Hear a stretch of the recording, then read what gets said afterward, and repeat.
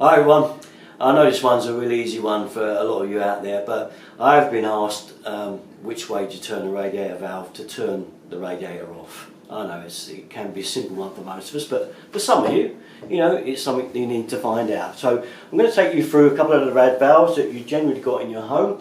First one is a thermostatic one, and it's this one here. Now as you can see, this one is on number 5, and that's full on. So as you turn it down, you can turn it down. A lot of them are set on number 3, but if you just keep going all the way past 1, right round there until you reach that little symbol there, it will stop. That's off, it's on 0. That radiator is now completely and utterly off. Okay, so it's fairly simple.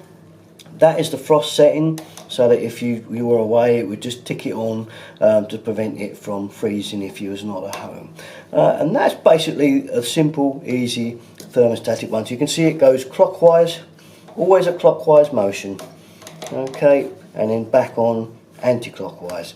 That's that valve. Now we're going to take you through an ordinary valve.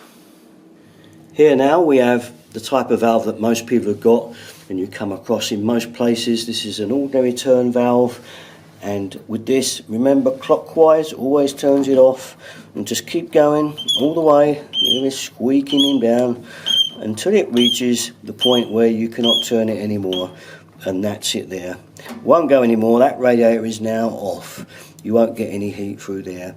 So to turn it back on, just anti-clockwise like so, and the radiator will now come back on, and that will be that. Okay, then the last type of valve you can often get is a lock shield.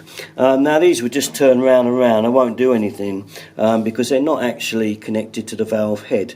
Now if you come across one of these and you want to turn it off via this end rather than the turn end, then it's quite simple, because you just pull this off. It's just a blank cap, there's nothing up there, you see, there's no turning point for it, and we're going to turn that with pliers. Now there's a couple of other caps that you can have. You may have this type that would be on there, and it will have a screw through the top hole there. If it's got a screw through there, you will have to undo that screw first, and then this cap will come off. Here's a different variety, one of the older ones. Again, it could be on there like so, with a screw in there, and you'd have to undo the screw, and then you can pull it off. Once that's off, you need a pair of trusty pliers like so, and again on top of the valve, and turn it clockwise all the way.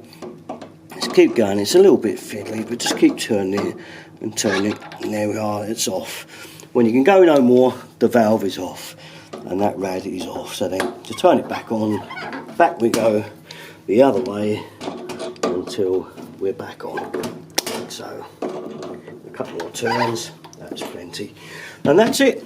And that's how you do a lock shield type valve. So there we are, a kind of simple one, I know, but it can be confusing which way to turn a radiator valve to get the rad off. And that's it. All my videos, you know where to go. Derrickton33. Thanks for watching. Bye bye.